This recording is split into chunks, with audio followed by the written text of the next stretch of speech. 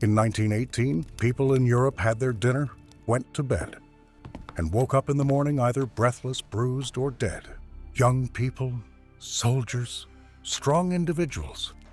They would collapse within hours. The streets were silent. Hospitals were crumbling. Coffins were insufficient. And no one knew this. It was one of the swiftest and most merciless killers in human history. Its name was innocent. It was misleading. But the Europe it left behind was unfamiliar. What initially appeared to be ordinary influenza began to ravage cities, villages, and battlefields within days.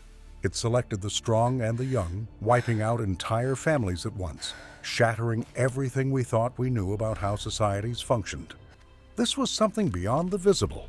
A virus, combined with a movement caused by war, malnutrition, crowded military camps, and exhausted bodies, sent the continent into free fall.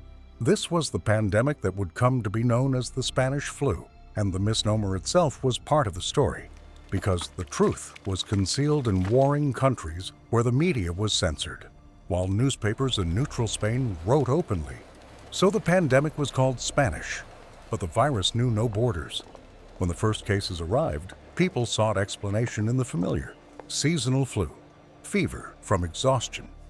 Doctors on the fronts looked for routine ailments and turned away. But this was different. Young, healthy adults, the most sacred laborers of the war, began within days to cough up blood, their lungs filling with fluid and suffocating to death. Trenches, barracks, hospital tents, all suddenly became virus factories. A soldier's cough could kill the person next to him. A company became non-functional within days.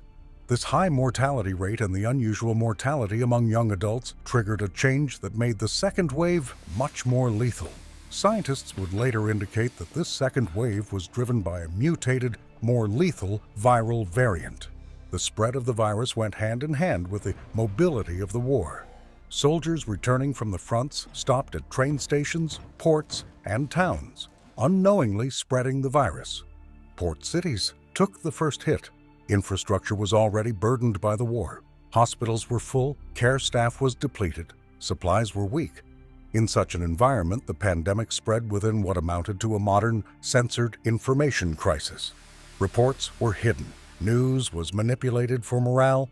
People could not hear the truth from official sources. The bold news reports in Spain's newspapers therefore resonated with the world public. The name Spanish flu stuck, but its true geographical origin remains debated. Scientific studies showed that an H1N1 type influenza virus was responsible, likely with avian genetic elements as the source, and that the virus spread globally during 1918 to 1919. The first wave of the pandemic was frightening enough, but when the second wave arrived in the autumn, Europe nearly collapsed. The second wave was much faster, much more lethal. City morgues filled up, coffins ran out, mass graves were dug. Funerals were sometimes banned because gathering meant more death. Schools closed, theaters, cinemas, markets fell silent. Factories couldn't find workers. Trains couldn't find staff to operate. Ports managed with partial operations. In these moments, economic life mechanically ceased to function. Mass production declined, workers either died or fell ill, food distribution faltered, retail chains collapsed. Europe's economic backbone rotted from within. The labor force shrank, consumption decreased, state revenues fell. The consequences were not just the short contraction of that year, but recorded as a shock that permanently affected the way of doing business and the labor market.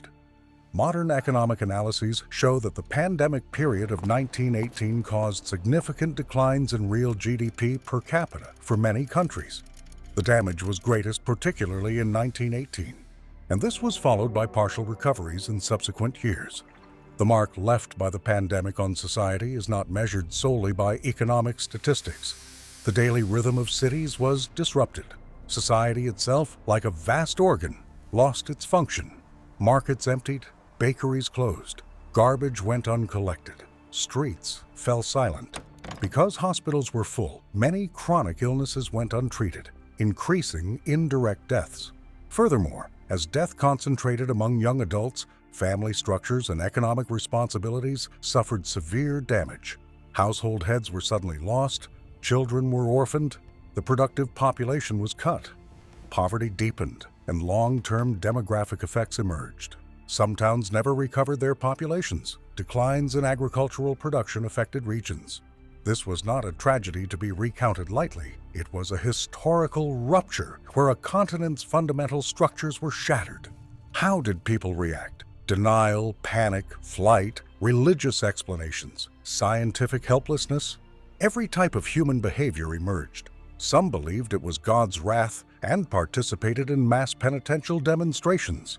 These movements sometimes accelerated the spread of the disease. Some communities implemented mass quarantines. They closed city gates, banned entry to villages. In other places, mask mandates were imposed. Shop doors were locked. Crowds were dispersed. But communication was limited. Medical knowledge was scarce. There were no antiviral drugs. Antibiotics had not yet been discovered. Consequently, there was no effective treatment against secondary bacterial infections. Therefore, most of those infected could not survive without modern intensive care support. Although historical records show evidence that masks, quarantines, and social engineering practices reduced deaths in some places, these measures were neither consistent nor universal. Differences in local implementation created vital consequences. The political effects of the pandemic were also profound. Its occurrence close to the end of the war influenced the shaping of the post-war order. Some governments lost legitimacy due to failures in public health. Economic devastation and mass deaths fueled social unrest. Additionally, the diversion of war resources constrained the pandemic response, delaying the redirection of healthcare services to the civilian population. The end of the war and the reduction in military mobility contributed to a decline in the virus's spread. Yet the pandemic would not have ended without global circulation stagnating and the population gaining immunity. The pandemic also demonstrated the necessity of international health cooperation. In the following years, structural responses such as strengthening national health institutions and enhancing epidemiological surveillance were developed. The social trauma created by the pandemic was not easily erased. A people already bearing the wounds of war now carried the wounds of an invisible enemy. Art, literature, and everyday conversation filled with motifs of death. Social trust was shaken. People became distant from one another. Economic recovery took years. However, the pressure of the pandemic also created changes in labor-economy relations. As demand for workers increased, wage pressures became visible. Labor shortages in some sectors provided an opportunity to renegotiate working conditions. In short, the social consequences of the pandemic were both a negative, painful loss and a rupture that, in the long term, opened the door to some economic and health reforms. How was the pandemic brought under control? Not by a single move, but through the intersection of a series of factors. First, herd immunity increased. Some who were infected and survived, and others who died, reduced the number of susceptible hosts available to the virus, creating a natural exhaustion of fuel effect. Second, public health measures like quarantines, bans on public events, school closures, and mask mandates slowed the spread in some places. However, these measures were not implemented timely and effectively everywhere. Third, with the end of the war, military mobility decreased. This limited the virus being carried to new pockets. Fourth, seasonal effects and the dynamics brought by likely viral evolution reduced the intensity of the pandemic.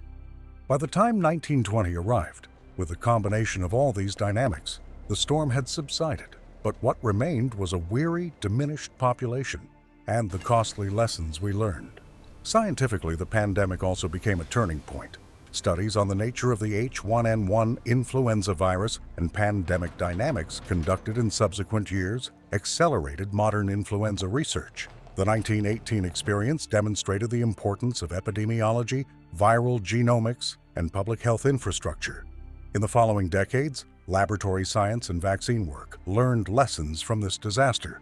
Furthermore, the pandemic records created a valuable database for historians and epidemiologists. The analysis of death records enabled the understanding of demographic effects and planning for preparedness against future pandemics. From an economic perspective, after the short-term collapse, unexpected outcomes were seen in some places. Massive labor losses increased the value of labor, wage pressures shifted, social security and health investments accelerated in some countries. Long-term production capacity suffered permanent damage in some regions. European economies, while emerging from the war, also experienced this demographic shock. Recovery plans had to cope with both the war and the pandemic. Areas like monetary policies, government borrowing, and infrastructure investments were deployed to mitigate the pandemic's effects. There was no single prescription. Each country fought according to its own dynamics. According to the ECB and various studies, the economic contraction in 1918 led to a significant decline in real GDP per capita in many countries, and some of these losses spread over subsequent years. The pandemic also laid bare issues of social justice and inequality. Rural areas sometimes saw higher mortality due to local infrastructure deficiencies and low healthcare services. Indigenous and marginal communities were often disproportionately affected. In some island communities, 10–20% of the population vanished within a short time. The social structure in these places nearly reached collapse. This showed that the pandemic was not just a medical issue, but also a political, cultural, and economic one. International aid networks were weak. Nations had to struggle within their own borders. This situation pointed to the necessity of stronger global health coordination. And the personal stories, these are at the heart of the narratives. An urban mother, while waiting in bread lines, had to bury her son. A farmer, unable to find workers to harvest, watched his fields rot. A doctor, working day and night until exhausted, then fell ill himself. A young couple, postponing their wedding, never saw their child again. When such individual tragedies combined, a society's memory was rewritten. People learned that death could knock not only on battlefields, but also in the most ordinary moments, even while breathing. Looking back today, the Spanish flu shows us both loss and awakening. An invisible enemy can be more devastating than military might. The effects of a public health crisis are not limited to health alone. They affect every anchor of the economy, culture, politics, and daily life. Modern medicine and vaccine development give us powerful tools, but the lessons of 1918 remind us that we must not forget how deadly a lack of preparedness, rapid transparent communication, infrastructure investment, and social protection mechanisms can be.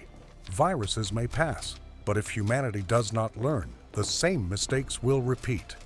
This narrative presents together the chronology of events, people's reactions, social and economic consequences, the impact of the war, and public health responses.